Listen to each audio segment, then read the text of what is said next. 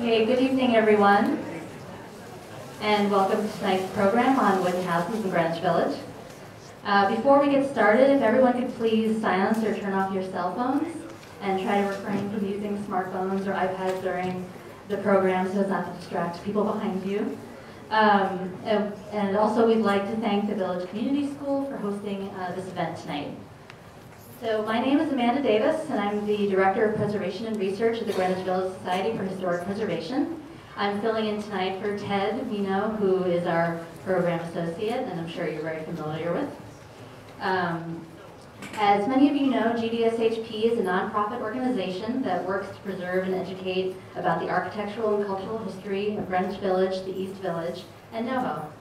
Besides hosting educational lectures and tours such as these, we offer an in-class education program to elementary and middle school students and work to maintain and extend the historic district protections and appropriate zoning designations for our neighborhoods. Our work is largely supported and made possible by our members. If you'd like more information about what we do, there are newsletters and program brochures at the table at the back by the piano. I encourage you to find out more, join our email list, and if you like what we do, please join. We'd love to have you.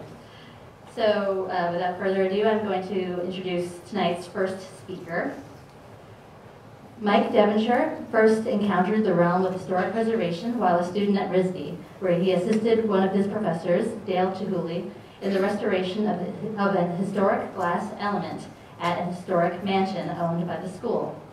He further nurtured his interest in preservation during a trip to RISD, Rome, and a 5-year stay on the island of Paros in Greece, where he carved Parian marble and practiced large format photography. Returning to the U.S., he eventually found his way to New York City as a National Trust summer intern in the 1980s, documenting the historic Schermerhorn Row at the South Street Seaport prior to its restoration, where he met his mentor and future employer, Jan Herd-Picorni. Mr. Devonshire presently serves as the Director of Conservation at Jan Herd-Picorni Associates. He is a co-director of the UMass Amherst Graduate Program in Historic Preservation and lectures at the Preservation Institute, Nantucket. He serves on the New York City Landmarks Preservation Commission and the New York State Historic Preservation Board. In his spare time, he cooks and makes Windsor chairs. So please join me in welcoming Mike.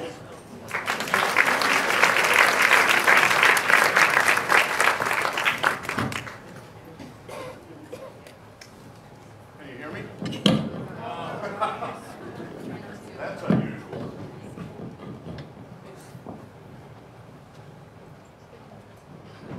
How about now? I have to apologize,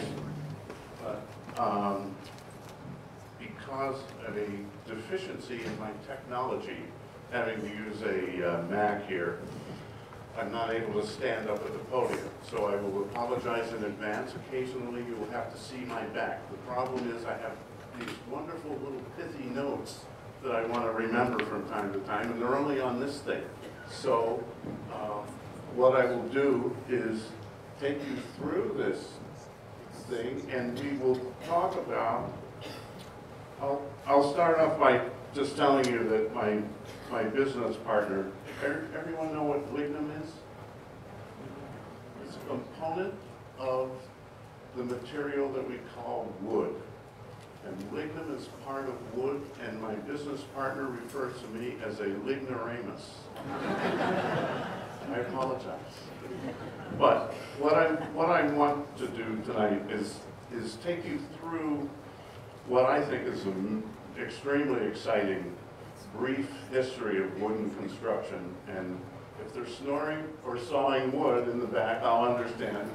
But I will bring you up to the present day and give you a case study of a building in New York City that we had hoped would be a wood restoration, and it's nothing of the sort, but it's a building that you can go and see on Charles Street, 132 Charles Street. Sir, I have no idea how to do it.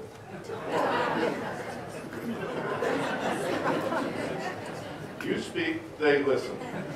So here's what we're going to do. I want to talk to you about the history of wood construction really quickly, so we can get to the interesting part of this discussion that Elizabeth is going to do. And hopefully then we can have some questions and answers, and you can beat me up for being on the Landmarks Commission and all those other things. So let's talk about wood. As I said, I'm a certified ignoramus. For me, the understanding of wood and understanding of our social cultures go hand in hand, because wood has been such an integral part of not only construction, but the way we do everything throughout history. All of the construction aside, think how many centuries people have burned wood just to stay warm. Speaking of freezing your butts off on the way in tonight.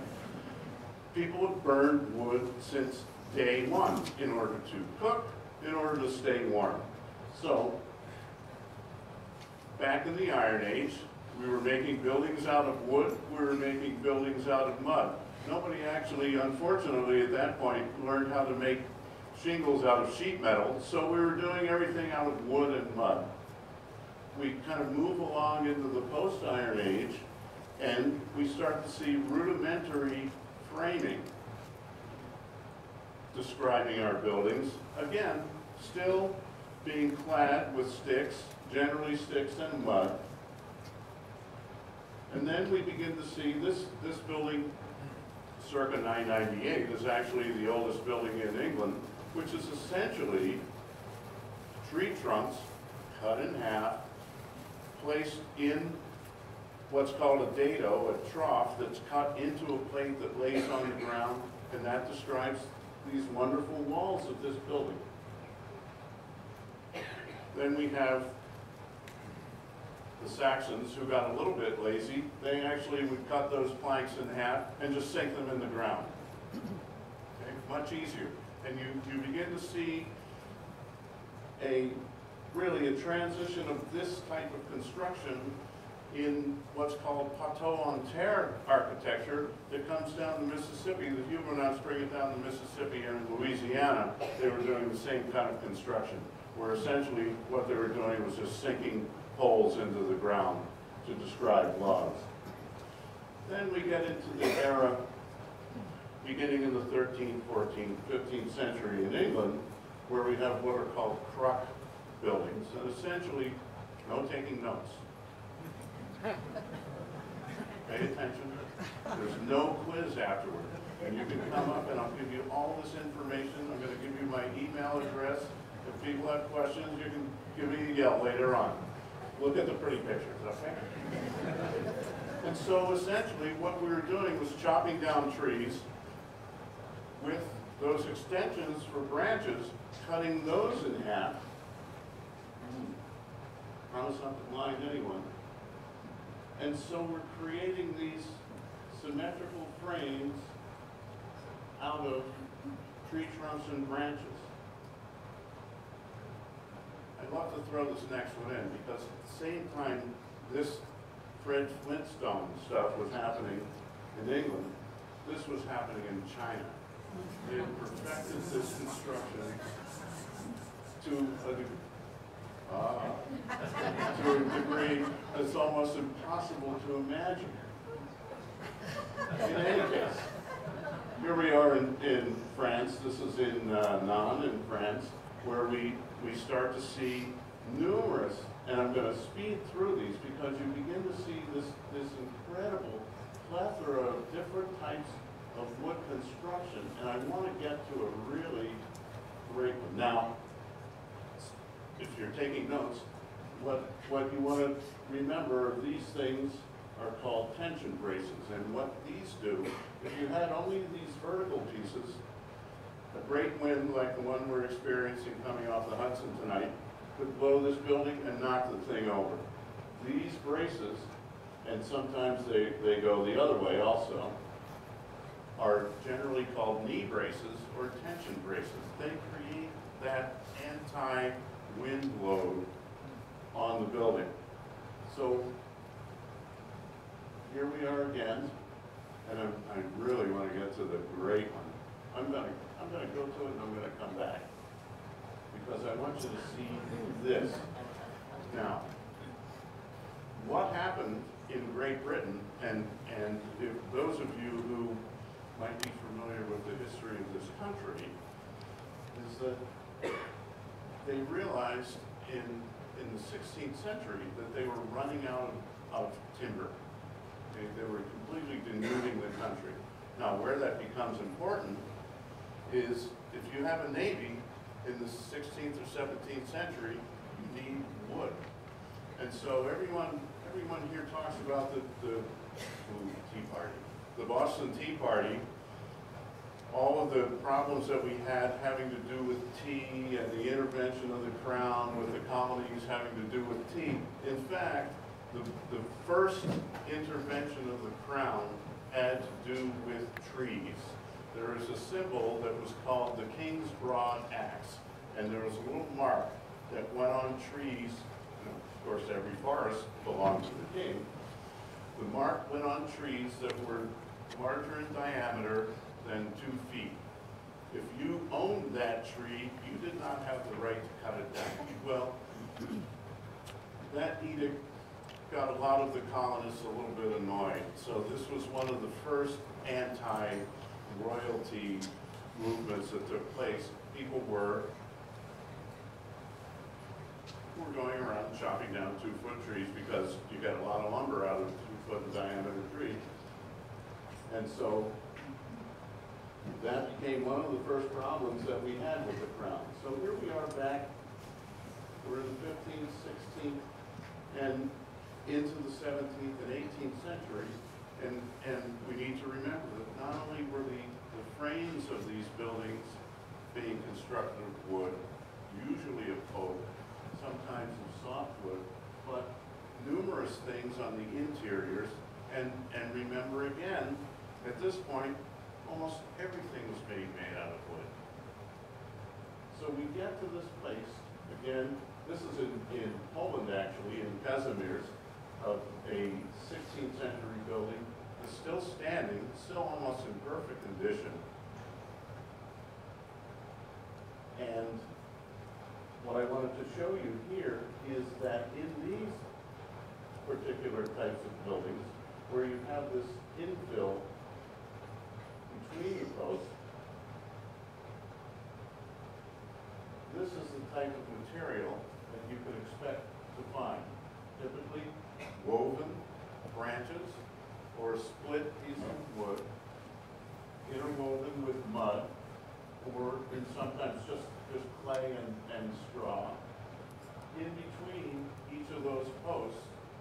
And then there was what's called a render in Great Britain, essentially a stucco that was spread over top of that.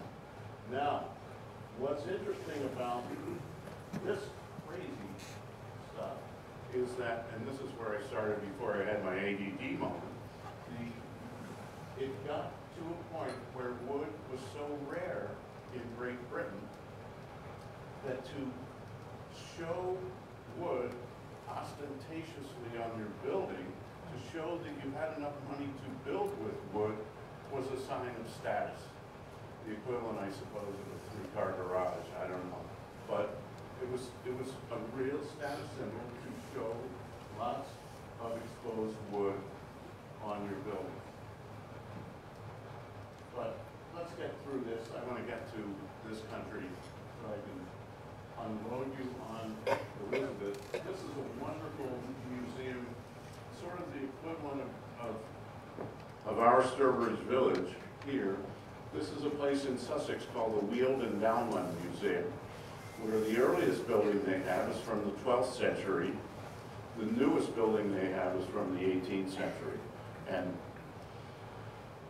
I suppose if I was a tour person, I would say, buy a ticket and go and see this place. This is one of those kinds of outdoor living museums where they actually have people living in these places. In the winter time you go, they've got a fire in the middle, you know, in this particular period, they would actually be burning fires in the middle of some of these buildings, open fires, and they actually have maniacs who want to live like this, and they live in this village. It's just incredible. But what I want to talk about is what happens here. So we have all the colonization that's taking place. We've got Germans heading towards Pennsylvania. We've got the English coming this way and this way. We've got the Spanish down here in Florida. And of course, each of these groups bring their traditions, their construction traditions with them. What they don't bring, unfortunately, in the beginning, is people who know how to build. And so whenever you read a discussion of the early colonists on Cape Cod, the Pilgrims coming over, this is the kind of thing they were building for each other in the beginning, okay? But soon after, and here's a little factoid for you, at this time, at the time of colonization, there were only over 950 million acres of forest in this country. There was nothing but forest. And so we've got this amazingly prolific material with which to work, okay? You could build a stone building if you wished, but everywhere you turn, there's a tree that you can cut down and slice up and make a building out of that. And so that's why we have this amazing tradition of timber construction. And so what's the next easiest thing to just dragging a dead tree onto your property and piling things up? Is just sort of hewing them, squaring logs, piling them, working them in at the corners, and this is actually one of these things that we're talking about, following oral and construction traditions. You can actually go around the country and tell who was settling a particular area by the types of notches they were using on the corners of their log buildings. It's really a fascinating study, and there are people who do nothing but study that. It's really pretty amazing. There is an organization called the Vernacular Architectural Forum that you can Google now or later that studies this sort of thing. It's really a fascinating aspect of the construction history in this country. But the real big change from those truck buildings to what we've got now is what we call post and beam. This being a post, this being a beam, okay? And traditionally, those posts and those beams were set together in a manner not really too unlike this sort of construction, but we had what are called mortise and tenon joints, and I'll show you an illustration of that. And they were simply pegged together. Now, if I can have another ADD moment, I think Pye Gardner, the director of the Merchants House Museum, is here. Several years ago, I was asked to testify in Runson, New Jersey, against the demolition of what was known as the Treadwell House. The people who had the Merchants House Museum in New York City owned an 18th century house in Runson, New Jersey. Someone bought that house, wanted to put 8 ranch burgers on the property, and they wanted to knock down the Treadwell House, which was a very important building. We were successful in the lawsuit against having this house be demolished, but remarkably, at some point during the next year, that house caught on fire. It's a mystery. Because it was shuttered and all the windows were enclosed, it burned, it smoldered really for 2 days before anyone actually knew something was going on. Ultimately, the court in Rumson decided that it was too far gone to be restored. The owner cried hardship, and so they attempted to demolish the building. They attacked it with a Caterpillar D10. Okay, everyone know what that is? It's a monster bulldozer that could take us all out of this room if there was one. They attacked it with one Caterpillar D10, could not knock the building down. They ended up having to have 2 of these things, and it took them 2 days to knock this 18th century building down with massive modern technology. It was really kind of an incredible thing. We lost one, we lost a good one. But if you play around with old buildings, which I do, I love, I've been doing it for years, you come to really appreciate the strength and the durability of good wood and the strength of this kind of building. And you see the hand of the craftspeople in this kind of work. It's really remarkable. So part of this, all this timber construction, of course, is acquiring the material. And this is how it was done. People with axes out in the woods, knocking these things down. Then you had to drag them wherever you were going. Incredibly labor intensive. That's why frequently, one of the things that I end up doing in my business is trying to figure out how old buildings are. And one of the tools that we have in doing that is a study called dendrochronology, which is essentially the study of tree rings, because all of the trees in a certain area are acted upon by the climate and the weather in the same way. And so if you have samples, and what they do is take core samples out of trees going all the way into the center, so that they pull this sample out, and what you have is this wonderful thing that kind of looks like a candy cane, and it's got all those tree rings in it. And tree rings grow 2 to a year. You've got winter growth and summer growth. And so what they can do is trace tree rings back to the point where that tree was cut down. Because one of the things that happens is when you cut a tree down like this, you need to work it within a year, certainly if it's oak, if it's a hardwood, because once these things dry out, they're a devil to try and work, to try and cut.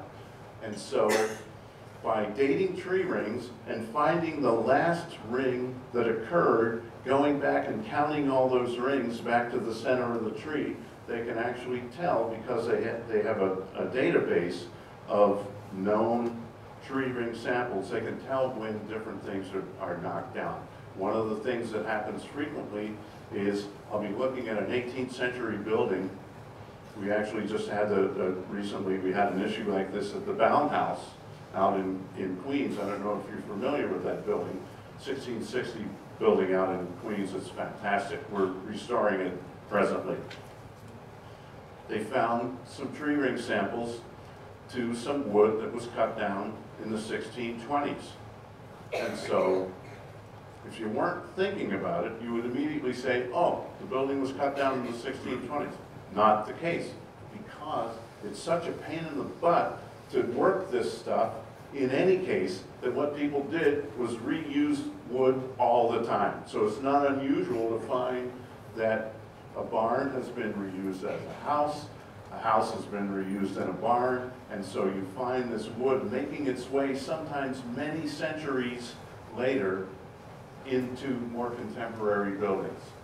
So here we have it, all hand tools. The bit saw for cutting long boards, all the tools for making our mortise and tenon joints, all of it done by hand. So here we have all of our squared logs. We take the tree, we square it, takes forever, but we end up with our joinery. And this is what I was talking about with the mortise and tenon joint. A tenon is a piece that's cut into the end of a piece of wood, slips into a negative, a hole cut into another piece of wood, and you peg it with what's called a tree nail or a trowel. Very simple. Christian Duryea House, another 17th century building that was out in Brooklyn, was unfortunately burned several years ago. Wonderful Dutch tradition. This is the kind of framing we had with that, again, that mud, wattle and daub between each of those timbers. Here we have hand-cut nails in wood at the Wyckoff House. Does everyone know the Wyckoff House? Got to visit that place. Cost $3 million to restore it during the Dodge administration. Our tax dollars at work. And so, 3 different types of framing assembly we see in our construction traditions. The first is what's called a scribe rule. And essentially, what that means is that, and if you've been in old buildings where you see these Roman numerals, they're called marriage marks. And the reason for these is that for some reason, when all of this was happening, what people would do is take that log, they would square that log, and then they would mark off from one piece where the corresponding tenon or mortise should take place on another piece. And because they do it that way, this tree might have been squared a little bit out of square. It might be a little rhomboid, who knows. But because of that, this mortise will only work with this tenon. And so what happened is, during the construction process, there would be lines scribed from one piece to another. And there would be marriage marks laid on the ground so that when these pieces went together, you knew that 7 went to 7. It would not fit any other joint. All right? Seems a little ridiculous now when you'll see how this changes. So here we have, at one of our classes up at Hancock Shaker Village, we had the students do essentially a wood frame construction. We had them doing some hands-on work. So they did a scribe rule building for us up there. These are the 2 types, prominent types of buildings that we see in New York City, in New York State, and in New York City. English framing and Dutch framing. And I'll sort of zip through this.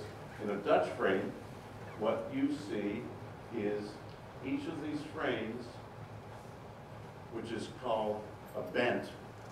Each wooden frame all the way across is called a bent. There are our posts, there's our beam, and this is called an anchor beam. This is only in Dutch construction, and this gives you a remarkably wonderful open space beneath it. And sometimes these things, if you've been out to the Skank House at the Brooklyn Museum, the anchor bent on the Skank House in that museum is 16 inches deep. It's a monster, okay? So this is the basis for Dutch framing. Again, there's our knee brace. This is the anchor beam at the Skank House. The Bound House, which is now under construction. We're doing work on every one of the posts and beams. Here we have some of the traditional nogging between the posts. Really remarkable, remarkable building. English frame varies, and this is the difference between the English frame and the Dutch frame. This is called a summer beam, the primary difference between English and Dutch framing. Posts, beams, but a summer beam that allows you to use smaller floor joists. If you recall that image going back to the Dutch frame, right? We've got these massive, massive pieces of wood. The English frame permits you to build with much smaller pieces of wood, very frugal.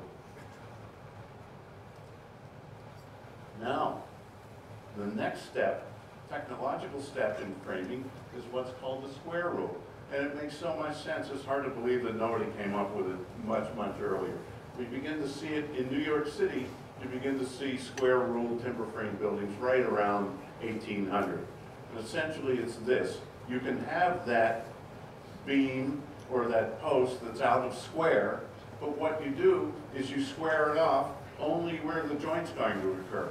And what that allows you to do then is essentially make the same mortise, the same tenon, and you can interchange them on any beam that you want. You don't have to have those marriage marks anymore, because what you've done is right around the area where you're doing the joint, is you're sure to square everything up. That's why they call this square rule. Makes everything a lot faster. There's a building right here in the village. I've been in the attic of this building. It's all square rule. 1799, pretty early actually for square rule. And then in the late 19th, mid-19th, late 19th century, again, Industrial Revolution, we start to see mechanization of the wood conversion industry. This is our building that we'll talk about in a little bit over on Charles Street. But again, by the 18th, that late 18th, early 19th century, we start to see all of these buildings that can go up much faster. These are all in Hancock-Shaker Village because of the square rule. Then, by the 1860s, and again, these are some of the tools that we use to help us date buildings in this country, are changes in wood cutting technology. We've gone now from the pit saw, where there's one person in a pit, one person on a board, and you're actually using only hand power to move that saw, to reciprocal saws, which are similar, but are generally driven in a mill, to now the circular saw. By 1860 in New York City, you see no more reciprocal or any other kind of saw marks. You see all circular saw marks on timbers. So if you've got a house and you need to know what the date is and you see circular saw marks, you know that your house does not precede that area around 1860. Really kind of fascinating. But the real deal here is that it allows an amazing amount of wood conversion to be done in a very short amount of time. And remember, for instance, how the population of New York City grew after the cutting of the Erie Canal. It tripled, I think, in what, 15 years? Really pretty amazing. And it allowed construction to take place at unprecedented speeds. This is that wonderful circular barn in Hancock-Shaker Village. I just threw this in here because I love this thing. It's all circular sawn. It's just an amazing construct and kind of a precursor to the next step, which is balloon framing. And balloon framing is pretty much what you see through the 20th century, balloon and platform framing. And it actually, the term balloon was a derogatory term when this was first being used. First used in 1836 in Chicago. And it depends completely upon standardized lumber sizes, which is what we begin to see toward the middle and end of the 19th century. We begin to see our 2x4s, what we call 2x4s, 2x6s, standardized lumber coming from the west. And I've got some great shots of a tree out west that of course got milled up and shipped east. But there was such a wealth of lumber in the west that now all these monstrous trees are being shipped east and sawn up in a way that had never been able to occur before. Same time, middle of the 19th to late 19th century, we begin to see, because everything is essentially industrialized, you no longer have an individual person doing work on an individual piece of wood. Essentially what you can do is moldings like this done with a shaper, where before all of those moldings would be done by a hand plane. Now you've got mechanized shapers, and essentially what you've got is a guy pressing a foot treadle to make the wood go through the tool rather than working with hands. Incredible speed. At the same time, we have industrialization of actual tool making. And so there's a plethora of new tools, new types of tools. Here's a crazy one for actually making curved cuts in wood. And this is what we begin to see at that period. We begin to see all of these amazing pieces of fretwork and intricate pieces of wood that would have taken weeks to carve previously, and something like this now can be done in a matter of a few minutes. So now we're getting past the Civil War, we're getting to the end of the 19th century, and I just wanted to put this one in, again, because I'm an ignoramus. I just want you to think about everything in this photograph that's made of wood. We've got iron. The first railroad rails were wood, okay? But we've moved into iron, but there's so much of our lives, of our daily lives, of commerce, that are still dependent upon trees into the 20th century.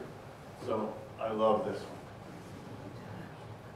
Now, this is an interesting shot that someone sent me the other day, and this is the area out west that just had a huge mudslide. And of course, one of the reasons that you have huge mudslides is you go in and you do this. You cut all the trees out, you don't have roots that are holding the mud anymore. The person who sent me this didn't understand the irony of it, but here you see a giant circular saw sign on this building, and you know, sad story, but this was the case, and it was at this time actually that the federal government started thinking about, Teddy Roosevelt started thinking about having some national parks so that all of our trees weren't completely devastated. So again, inside the house, everything, look at all the wood. They had, at this point, perfected machines that could actually, had enough pressure that you could press wood, you could press designs in the wood. Didn't necessarily need a carver anymore. Here's a building in New York City that's been restored. Wood, wood, wood, wood everywhere. Wood floor, wood door, wood windows. You know, here we are. Hancock Shaker Village. They were building eventually some of the wonderful buildings out of brick, windows and doors still made out of wood. Fantastic door set in Brooklyn, wood. So that brings me to our case study. And this is a building at 132 Charles Street. I guess, you know, I won't name the owner, but I'm sure an admirer of him and his wife. I got a call at the office one day. The gentleman wanted me to come and look at this building and see what he could do about restoring the original building. He thought that there was a wood building inside this. There was, in fact, at this point, 2 inches of cement on the exterior of this building. And so we went back into our archives. That's what, you know, all good restorationists do. You go back and see what you can find out about the building first. We went back to tax photographs, and we saw that even back in the 1940s, this thing had been covered with cement. But we did a few probes, and what we discovered was, in fact, that 2 inches of cement was on original clapboard siding. 1830s building on Charles Street. And so we proceeded to do restoration documents for this, and I'll come back to this one. The unfortunate part about this is that in New York City, if you strip a building completely of its exterior cladding, it sets off several Department of Building regulations, one of which is that the new facade on this building had to have a 2-hour fire rating, which means I guess you have to be able to stick a blowtorch up against it and for 2 hours have the thing not combust. Well, that was a real problem for us because it created numerous problems with, first of all, the original cladding. We couldn't just go back to the original cladding and restore it because it didn't have a 2-hour rating. We thought about taking all the cladding off and moving it further out and putting a 2-hour fire-rated wall behind it and then putting the cladding back. Well, if we'd done that, the cladding would have actually sat proud of all the window moldings. So we couldn't do that. So what we ended up doing, and there may be some people in this room who will hate me, this was a new one for us. The contractor hated us. We found a cement board called hardy board, which some of you may have heard of, some of you may not have. And at that point, the Hardy company had been in business for a while, and they were actually in a kind of a nadir in their marketing. And so to get enough boards to do this entire building, we had to look all over the country. We got Hardy boards as far away as Wisconsin.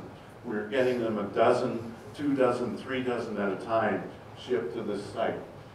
And so what we ended up doing is getting our 2-hour rating just by making the facade of this gentleman's house out of cement board.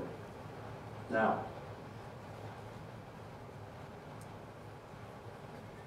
here we are back with some of the details. We had some cast brownstone steps redone to replace the brick that had been there.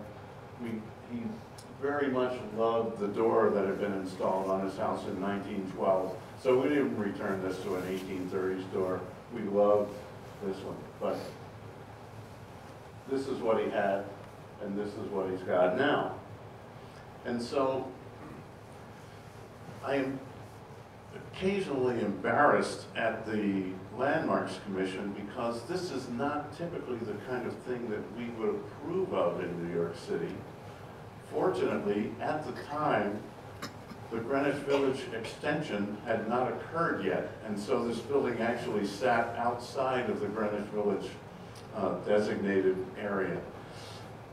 Having used this material, I would not hesitate to use it again, given the same problems and parameters that the DOB was putting in our faces.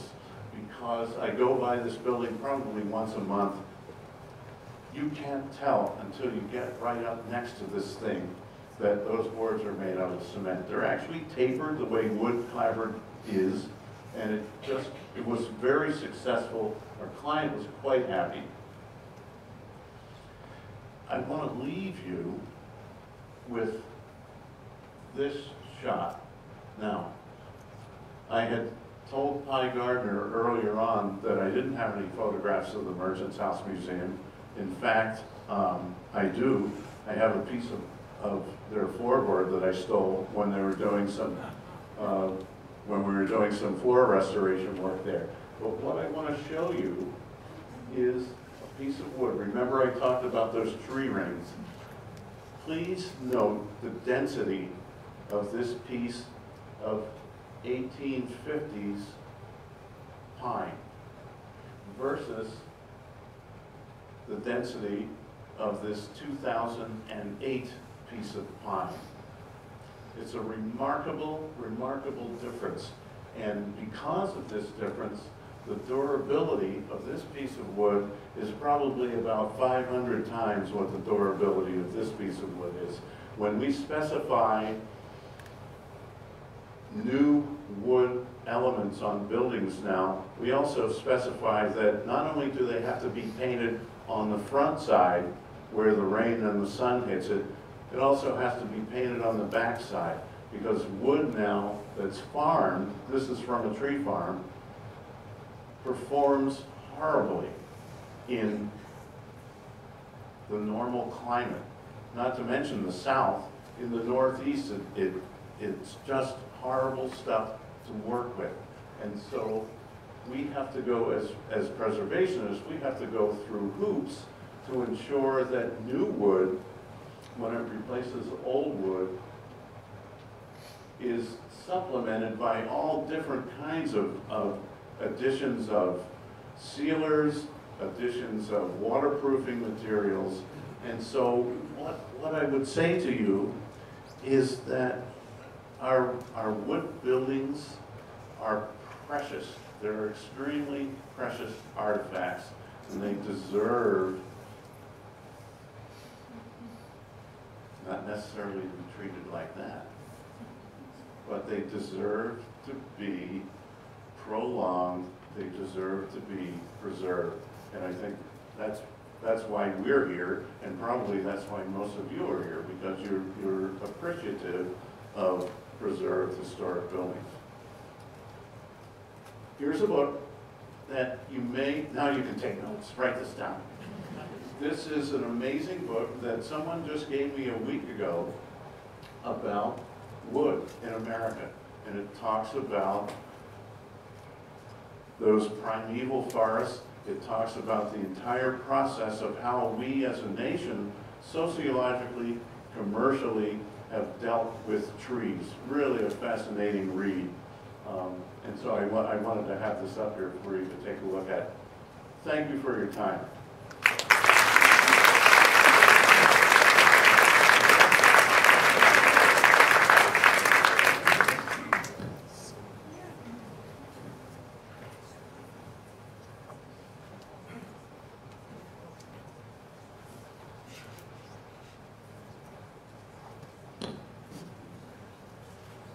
Okay, thank you, Mike.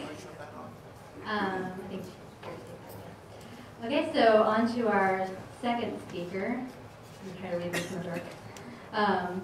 Elizabeth Finkelstein is a private consultant, writer, and founder of Circa, an online curated historic house marketplace and magazine. As GVSHP's former Director of Preservation and Research, my predecessor, Elizabeth first became interested in wooden row houses when she got lost one day on Charles Street and found herself standing in front of the sole wooden home in a sea of bricks and brownstone. Upon discovering that a significant portion of her home borough of Brooklyn is comprised of whimsical, collaborative row houses sadly hidden under vinyl siding, she was inspired to start a blog, The Wooden House Project, which aims to uncover the lost stories behind these homes. Elizabeth holds a BA from New York University and an MS in Historic Preservation from Pratt Institute. She has led numerous talks, tours, and lectures about the landmarks process, preservation, and history, but nothing pleases her more than the opportunity to spend an evening entrenched in her two favorite topics, wooden houses and GVSHP. Please welcome Elizabeth.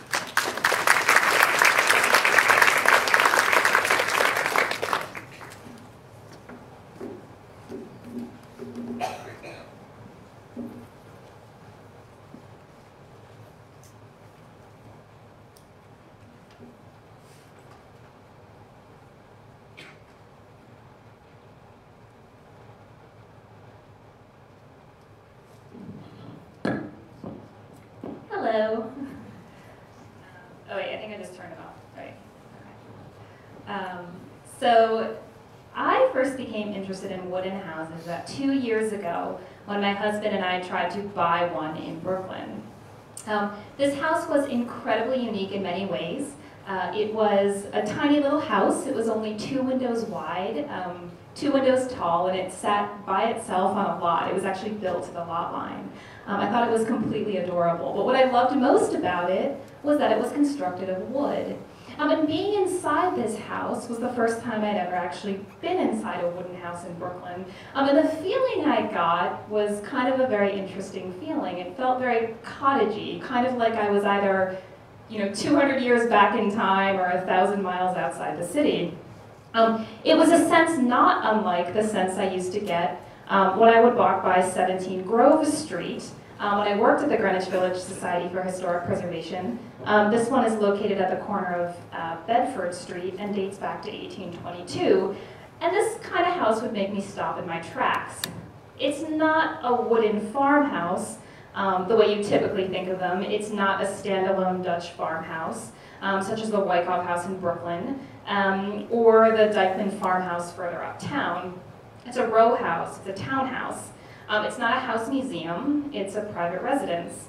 It's an otherwise typical house in New York, and yet it's anything but typical. And for all those reasons, this wooden house and those just like it in the village in particular are so wildly fascinating to me. Now, of course, we all know the village is nothing if not quaint and charming. So in a way, you'd almost expect to find surprises like this in Greenwich Village. But it's not just in the village where you'll find these kind of remnants of a lost time. Here we have a small cluster at 185 to 189 9th Avenue in Chelsea, built circa 1868 and part of the Chelsea Historic District. And what I like to call the floating farmhouse on 29th Street, just east of 3rd Avenue. And the last time I gave this lecture, this house was not landmarked. Is that still the case, Michael? We need to make that happen. Sorry.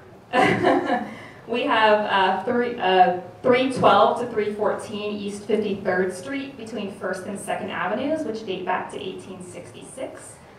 And these two actually have beautiful mansard roofs that are only visible in an historical photo from 1932. I love trees, but I'm always so happy that back when all these historic photos were taken, New York City did not have that many trees, because I don't know what we would do. Oh, sorry. We have 120 and 122 East 92nd Street from circa 1860. And what I love most about this photo is there's another woman in the photo also taking a picture of these houses.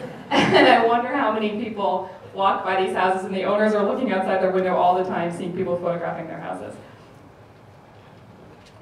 160 East 92nd Street, circa 1852 to 1853. 128 East 93rd Street, circa 1866. We have the wonderful Sylvan Court near St. Nicholas Avenue and West 161st Street, near the Morris Jumel Mansion. This was originally a carriage street leading to the Morris Jumel Mansion and developed cohesively later as a row of wooden residences in the 1880s. You might recognize the street from the set of Boardwalk Empire in season 1. This is the house where Nookie Thompson, where he moved Margaret Schroeder. Recognize it there. So during my time at GVSHP, I just became fascinated with these houses. And since nearly buying that little house in Brooklyn, I have since become very interested in the really dime a dozen wooden row houses that you find throughout Brooklyn. But the ones in Brooklyn are fascinating for a very different reason. Brooklyn wooden houses are fascinating because today they look like this, and this, and this. But if you dig deep and you look for old photos and you take a peek underneath that wonderful siding, you'll find that they actually used to look like this, and this, and this. And then every once in a while you happenstance upon a street in which they're fully restored, like you see in Manhattan, and it's startling in all the best ways. This is just around the corner from my house on Webster Place, which is a very small 1-block-long street in the South Slope. But in Manhattan, the wooden row houses are few and far between, and fortunately mostly restored, and they've fascinated people for more than a century. This is a newspaper article from the New York Times in 1964, entitled Rare Frame Dwellings Remind Manhattan of Its Past. And it says, of all the incongruities that make up Manhattan's architectural grab bag, perhaps none are more arresting to the eye than the few frame dwellings that have survived from the 18th and 19th centuries. The most startling of the frame houses are those that are still privately owned and occupied, sandwiched between newer structures on ordinary residential streets. And this kind of reminds me of a quote I love by Andy Warhol that says, sometimes something can look beautiful just because it's different in some way from the other things around it. One red petunia in a window box will look very beautiful if all the rest of them are white, and vice versa. About 30 years prior to that article in 1932, a photographer by the name of Charles von Urban had set out to document all of the remaining wood frame houses in Manhattan. His photos are actually in the collection of the Museum of the City of New York, and you can find them all in their wonderful online photo collection. Many of these houses are now gone, though a few of them are still surviving. I'm just going to flip through a bunch of them, and as I do, notice the variety in the wooden architecture that's captured in these photos. So this is 6 East 129th Street from 1932. I'm sorry, the photo was taken in 1932. The house was much earlier than that. This is 3 East 83rd Street. 17 to 21 East 124th Street. 30 East 129th Street. 46 Spring Street. This is where DeSalvio Playground now is, on the corner of Mulberry. 52 to 58 East 128th Street, 61 to 63 West 124th Street, 109 West 124th Street. This one's great. 112 East 127th Street, 120 to 122 East 92nd Street. These are our two houses that are still here, looking very much the same. Fortunately, most of these houses, save for that one on 23rd Street, I think it is, are landmarked. 127 West 108th Street, 131 to 133 East 122nd Street, 152 East 118th Street, 170 West 99th Street, 185 to 189 9th Avenue. These are our Chelsea buildings, again, looking very much the same. 220 Spring Street, which sadly no longer exists. 246 East 82nd Street. 309 Bleecker Street, also gone. 313 to 315 East 53rd Street. And these are, I just love those porches. 319 to 323 Spring Street, which were in the location of this building, which is just across from the Ear Inn. 324 Pleasant Avenue, 386 Pleasant Avenue, 415 West 156th Street, 456 West 155th Street, 464 to 468 West 166th Street, 685 Washington Street, which is, it's a vacant lot now. I haven't really been following up in the last couple of years, though someone from GVSHP might be able to tell me what's going on with this site, which was a very controversial development site during my time there. 556 to 558 West 170th Street, 17 East 128th Street, which is still there today. Now you probably noticed that a significant majority of the homes we just looked at were located way uptown, and that these were often the more kind of elaborate of the homes, the more gingerbready ones. The homes like this house at 17 East 128th Street, built in 1864, that still stand today, look like this. Stylistically, it reflects a later date of construction, or at least a later date of alteration. These high Victorian details, like the frills and the gingerbread, had kind of come into style by then.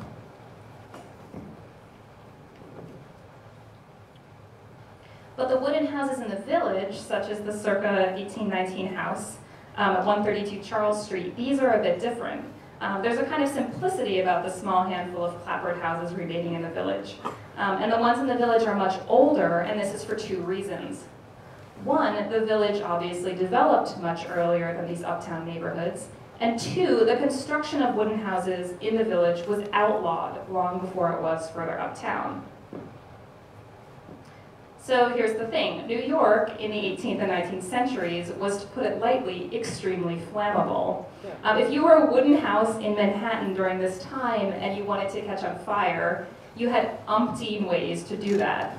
Fire was used for light and to keep warm, and with the city concentrated in a much smaller area in lower Manhattan, the proximity of heavy industry and factories to wooden residences and shops was extremely close. And it wasn't until the mid-late to 19th century that the New York City Fire Department, as we know it today, began to be organized in the way we think of it now. In the early days, the city really relied on a sort of passionate but disjointed group of volunteers to keep watch on that sort of thing. And so the city burned. There was a great fire in 1776, which burned between 10 to 25% of the whole city. Though remember, at the time, the city was much smaller, concentrated in the southern portion of the island of Manhattan. And there was another fire in 1835.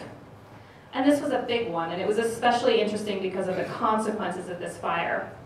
The Great Fire of 1835 was concentrated around the area we know today as the Financial District. And there had been, until this time, a number of wooden buildings in that particular neighborhood. It was mixed use, it was factories, it was shops, and it was other commercial buildings, but there were actually very few residences there at that time, which was a good thing. Because the way it has always been in New York City history is that people with means move north once an area becomes too commercial. And by this time, people who could afford it had moved out of the commercial center of the city to the more pastoral sections like Greenwich Village. Now, just as a side note, if the city was to experience a great fire, 1835 was kind of the opportune time to do it. The Erie Canal had opened just a decade prior, and the city was really reaping the benefits of this and could afford to rebuild itself.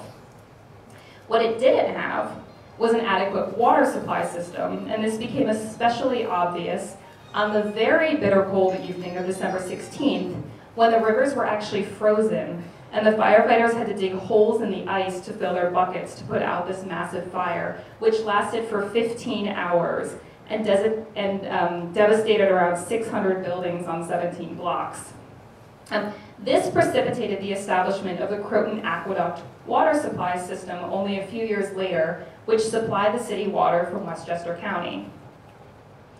And what it also did was get the city really on the ball with their laws preventing the construction of wood frame houses. Now, the city had already begun establishing what we know as fire limits, which are the boundaries within which wood frame houses could not be constructed prior to this fire, and they extended in 1834 as far north as 22nd Street. What I actually have here is a map of the island in 1834. So here you have Union Square, and then here you have Washington Square, just to give you an idea of what we're looking at. Obviously, this is Manhattan Island on its side. This is the southern tip. The pink line is the fire limit line in 1834.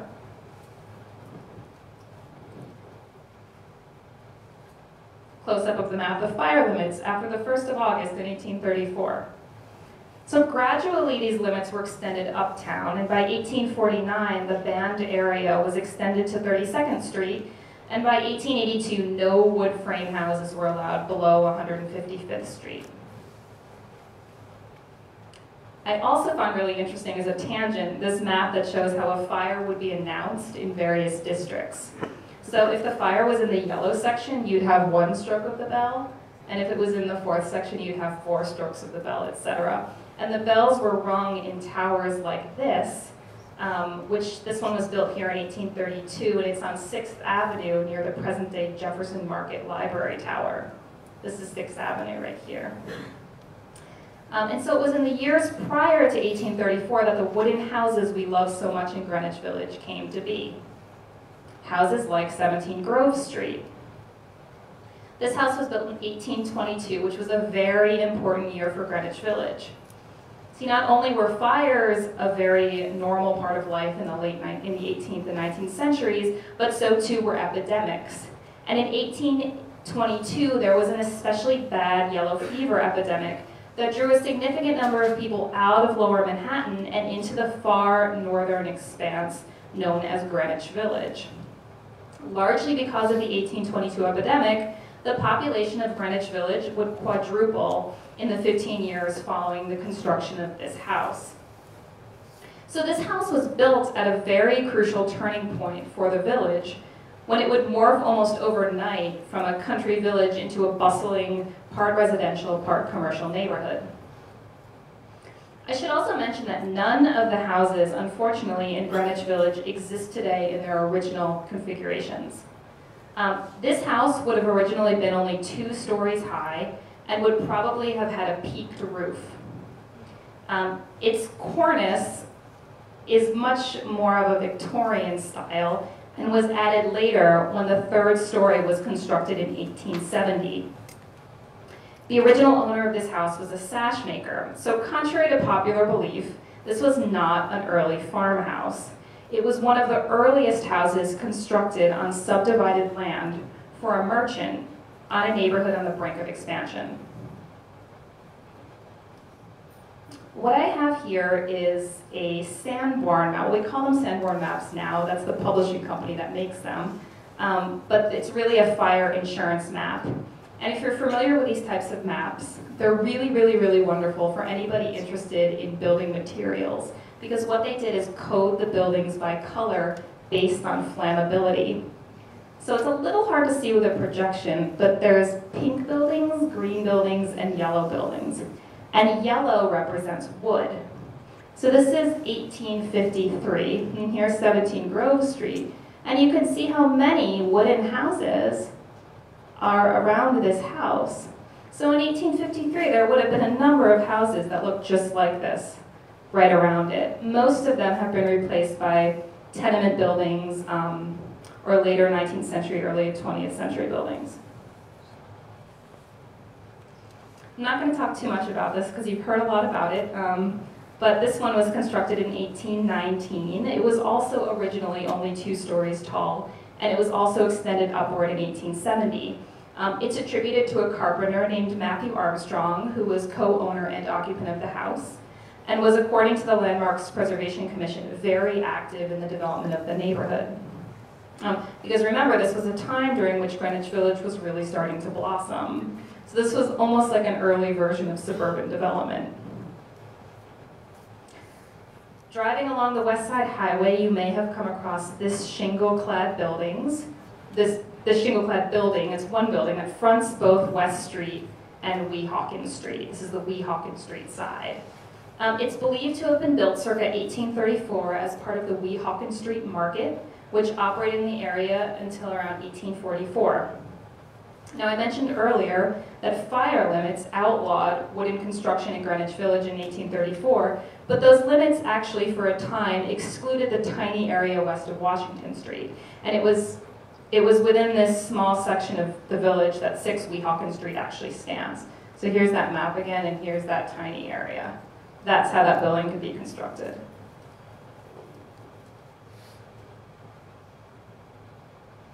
It has this kind of characteristic turned stairway. Now, market buildings around this time were traditionally open sheds, and this would have been no exception.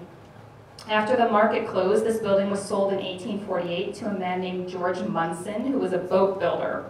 And when the building was landmarked in 2006 as part of the Weehawken Street Historic District, the Landmarks Commission decided that Munson was probably the one who raised the building to a full 2nd story and enclosed it, adding this exterior staircase on the Weehawken Street facade. The earliest known depiction of the building was back in 1893, and this gives some idea of how little the building has changed since that time.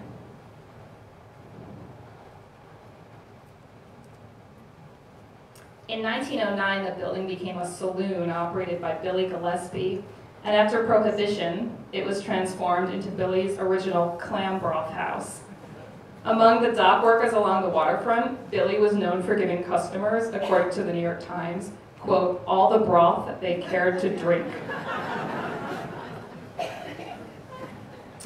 This is the earliest extant house in Greenwich Village. It's the Isaac Hendricks house, constructed circa 1799 at what is today 77 Bedford Street on the corner of Commerce Street.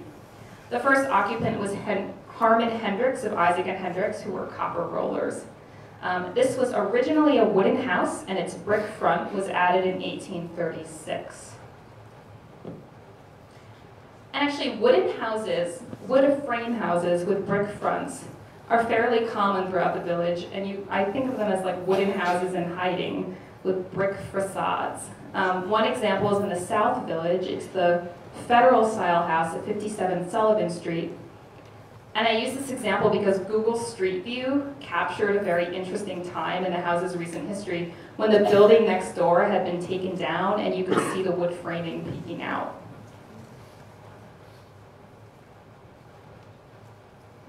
So if you look back at, this is another later fire insurance map. You can see they've got a little more detailed by the 1890s when this one was drawn. You can again though see the yellow and the pink, and you can see this is 57, where are we? The numbers have changed, but this is 57 Sullivan Street. And you can see that they've got yellow wood frame houses with pink brick fronts. So that whole street is like that. I'm going to end with the most bizarre wooden house in Greenwich Village. It's right around the corner from here. Actually, it's great that we're doing this lecture here. When we did it in October, it was over on 13th Street on the east side of the village. But where we are now is where all the wooden houses are, so you can go check them all out when we're done talking. But at 31 Charles Street, this is on the corner of Greenwich Street. If you've walked by this house, you'll know that it appears as if a farmhouse in the manner of a spaceship fell from the sky and landed smack in the middle of a dense urban setting. And in fact, that's not that far off from what actually happened. Prior to its move here in 1967, the house actually stood on a rear lot at 71st and York Avenue, where it was occupied briefly in the 1940s by Margaret Wise Brown, author of Goodnight Moon. A couple decades later, it was actually slated for demolition, and its owner saved the house by moving it downtown to its current location. To my knowledge, no one has yet been able to date this house. It first appeared on tax maps on York Avenue in 1898, suggesting that it might have actually been moved there from somewhere else, even before then. So despite this not being originally of the village, it nonetheless has that sort of wonderful curiosity. It's become this sort of amazing, I guess, just curiosity in the village that people walk by and always wonder about. It keeps things interesting and kind of keeps people pondering. Like good public art, it exemplifies why the wooden houses scattered throughout the village and the island of Manhattan are so very beloved. Thank you.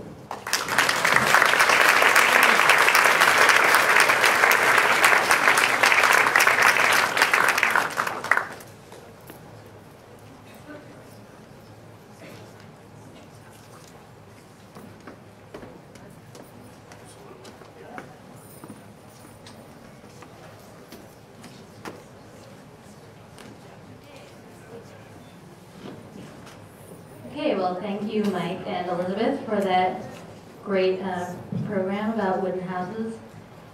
We have time for questions from anyone. If you'd like, I guess we can, well, I don't know how far we'll be able to listen to this, but maybe if you just speak up. So if you could. Question about the tree rings.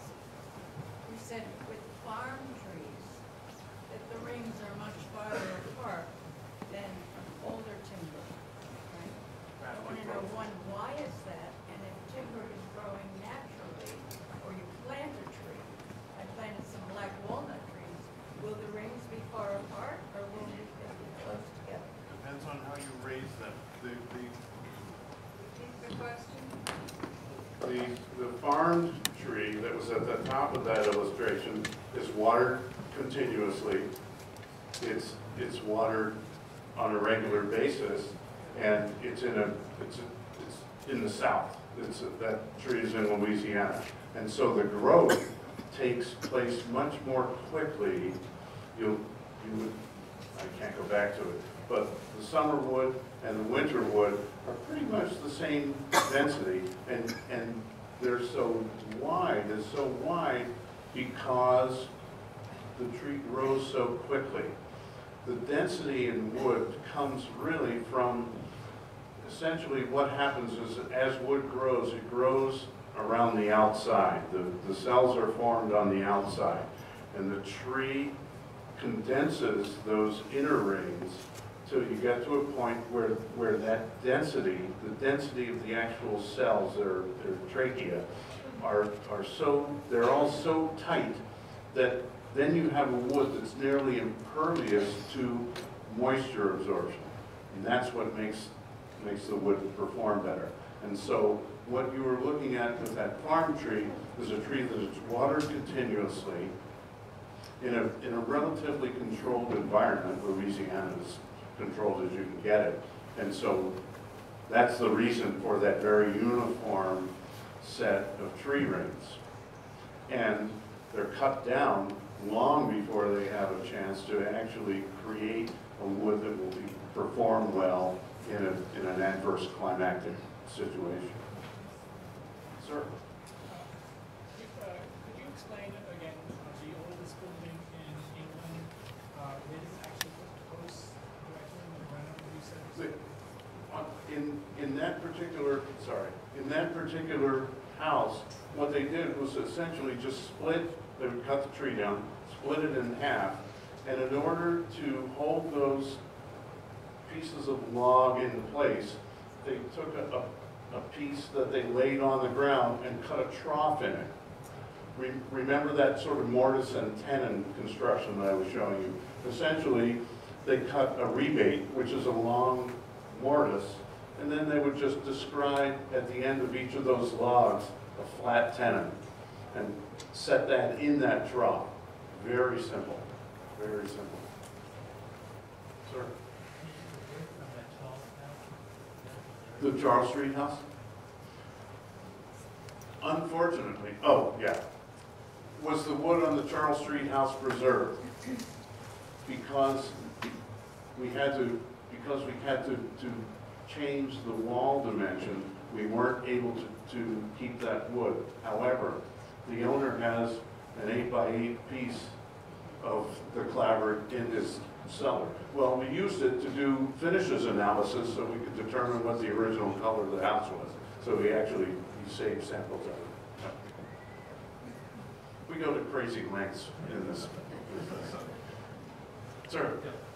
It's a question about preservation of wooden houses, or of the wood in the houses of the village.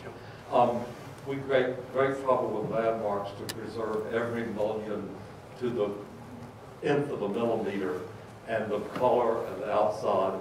And I look inside, and there's nothing left of the staircase if we're lucky. And there's wood there. Unfortunately, what that sort of situation requires is an enlightened owner, because the landmarks law, even the National Register, essentially deals with the exterior of the house. With many exceptions. Is Pie Gardner still here? Oh, sneaked out. Okay, I'll get it. One of the I wouldn't say very few houses, but one of the few houses in New York City that is also landmarked on the interior is the Merchants House Museum on 4th Street. In that kind of situation, you will find that actually the wood interior is preserved. It takes an enlightened owner to understand the value of wooden elements within a house. That you bring up a really good point. The other really interesting thing is, and again, only complete maniacs do this. I live in a brick house in Brooklyn. Originally, wonderful oak trim everywhere on the interior, and of course, at some point, it was painted.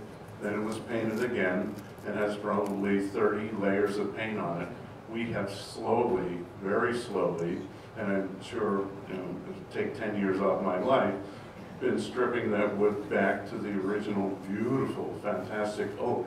And you see that everywhere in New York City. You see buildings that originally had wonderfully clear finished, nice woods, really fine woods, walnuts, maples, oak, that were clear finished, have been painted over until they just get to a point where they've lost all detail, all the wonderful details, and it takes an enlightened owner to save those things for us and for the future. Yeah, very good point. Very good point. Madam? Question for Elizabeth. The house next door to the Grove Street house, the one that people refer to as the Twin Peaks. Oh yeah, the Is Twin that Peaks. a wooden house also? I don't. Oh, she was asking if Twin Peaks is a wooden house as well, which is the kind of fanciful, like Tudor-style house behind 17 Grove Street. I don't think it is. It might be frame underneath, but I don't believe it is. So what is it? It's probably constructed of brick, I would think. It's got a funny facade on it, but I don't think it's a wooden house. Do you know that, Michael? No, I don't think it's a wooden house. There aren't that many left in the village. Yes, in the blue-gray. Astor Row in Harlem. Astor Row in Harlem. Are those wooden houses? Astor Yeah, they are. I didn't have a picture of every single wooden house in Manhattan, I'm sorry. There are quite a few of them. Actually, no one's done a survey to figure out how many are left, and it would be a really amazing project for someone to take on. Brooklyn is like half wooden, it's amazing. You just don't know it because it's all under vinyl siding. Yes, Michelle? Question about this. The first time I saw this house was, I don't know, in the 70s. Friends took me, like, wouldn't believe this house. And we drove home and saw it, and it was smaller. And I noticed in the past 10 years, they've worked on this house. I think it was just one story. Oh, really? I didn't know that. Yeah, they just worked on this house.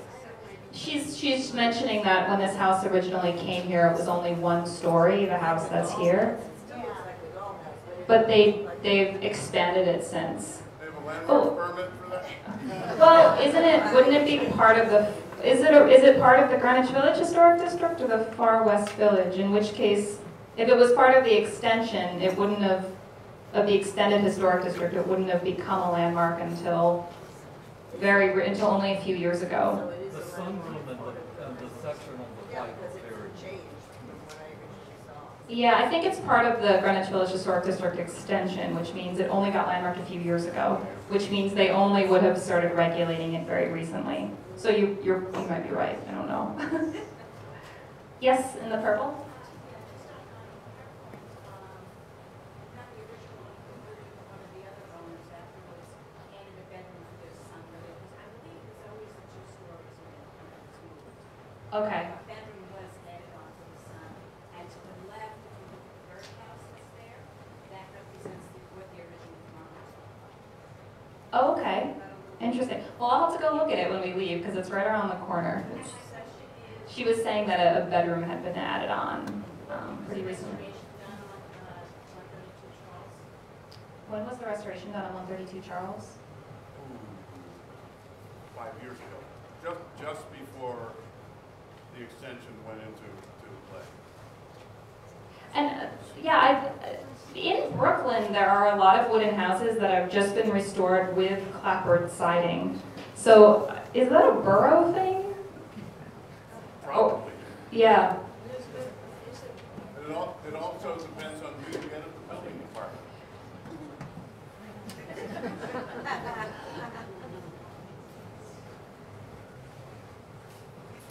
Oh, so this is, oh yeah, so it is part of the extension. No, I just got a map of the Greenwich Village Historic District extension. Thanks, Penelope, for having that on you. Yeah, so it is part of it. That's great. Yes? This is a question for Mike. Sorry?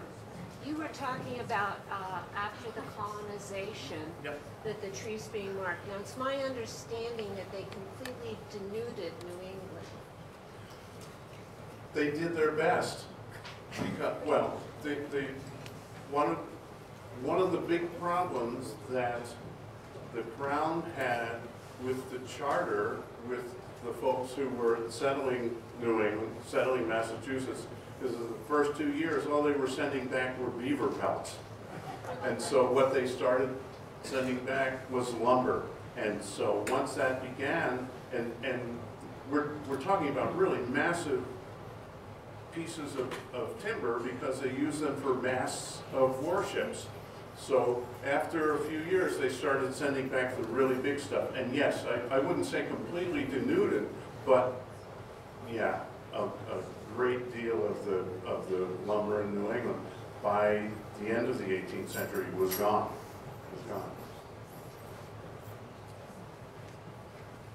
Now, wait, you did one already. What's going on? No, that's all right.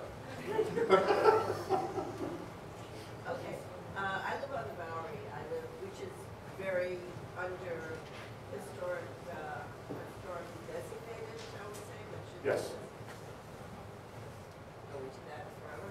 Now, in my building, which is, I believe, 1874, the walls in the hallway and the walls downstairs, somebody took off the finish on one of the walls. Turns out it's white pine. I believe it's white pine. Mm-hmm. And it's still exactly the same as it was. The paint had come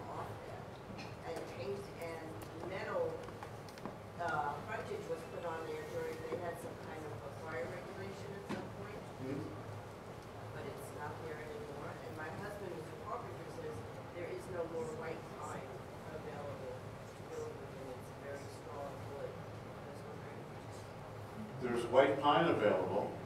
There's, you don't get it in the widths that you used to get it in. No, I'll tell you, for my Windsor chair seats, I need wood that's 2 inches thick and as wide as I can get it. I can't get anything wider than 18 inches anymore in that kind of a dimension in white pine. It's just, it's not available. Yeah. Sir?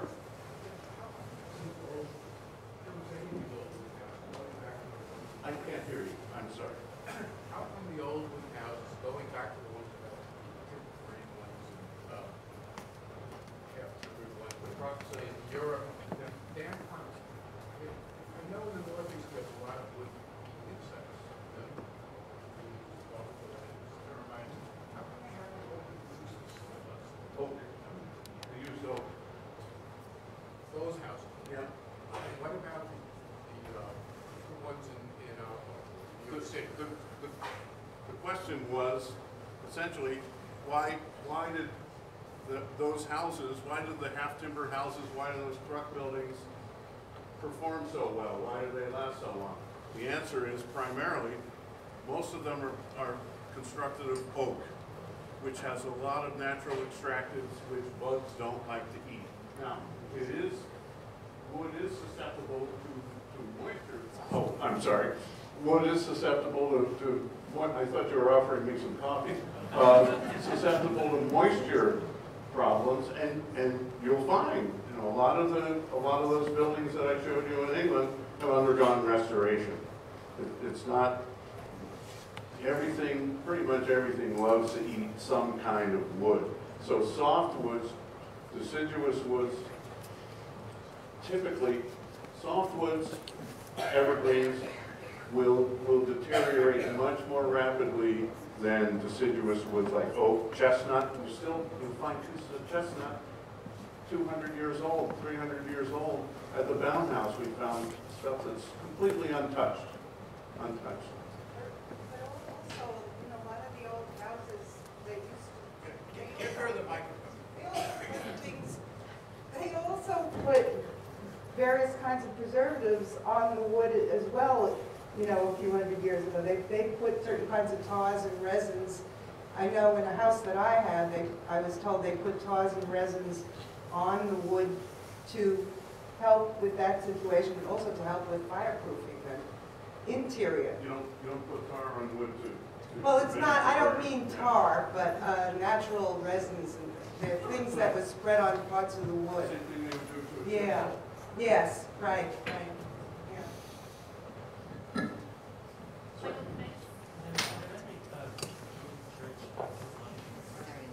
Wooden church structures in the city? I know of at least 3. They're all up in the Inwood section in New York City, but they're not 18th century. That's a good question. Now I'm going to have to find this out. Thanks a lot.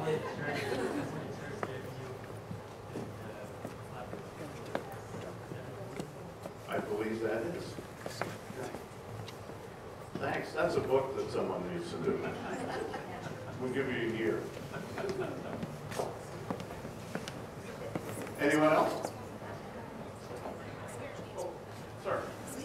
You brought up the post and beam construction when you began talking about the USA. Is that a particular American invention of construction, or is it? No. That has precedence both in, well, Germany, in Holland, in that area, in England, but there are different, that post and beam type with a mortise and tenon construction is essentially a fundamental building type throughout Europe. Okay? Yeah, that's not typically American at all. What happens is all of those changes that I showed you, where you go from scribe rule to square rule to mill, take place here first. The kind of industrialization. And the balloon frame, which changes building completely, takes place here in 1836 in Chicago. Sure. the date on that Chinese building? That What was, was the question? what was the date of the Chinese building? I believe that is 1550. How early, do you know how early the Chinese were doing that versus? Unfortunately, I don't. We have to stop studying things somewhere. Was there any influence? Was there any influence of once someone saw the Chinese building on Western practices? None that I've seen prior to arts and crafts. The arts and crafts movement starts to use a lot of those. The joinery is really intricate, and they do joints that actually have to be, you can't just put the tenon in the mortise and peg it. There are actually pieces that you have to move around. You can take them apart. You can take them apart, and that actually is one of the fundamental differences between when you start to get into the philosophy of historic preservation. There is an Eastern approach to it and a Western approach to it. We tend to save that original beam, but pump it full of plastic, okay, slather epoxies on it to save it. In Japan, after there was an event called the Nara Conference, essentially what they do over there is, first of all, they consider craftspeople to be national treasures. They so fully document the buildings that they have of historic significance that they think nothing of taking a building down every 20 years and completely reconstructing it the same way. And you hit on a really good point. But that's the difference. And there is always, whenever you go to one of the gas bag conferences about historic preservation, there will always be that topic of authenticity that comes up in the discussion of us versus the East. And it's really kind of amazing. I mean, personally, because I also consider myself kind of a woodworker, I understand that Eastern approach quite well. And I would love it if we had training programs, really good training programs in this country, so that we can engender that same sort of approach to our buildings. I don't consider a beam that's been completely soaked in epoxy to be authentic anymore. It's like a glazed donut.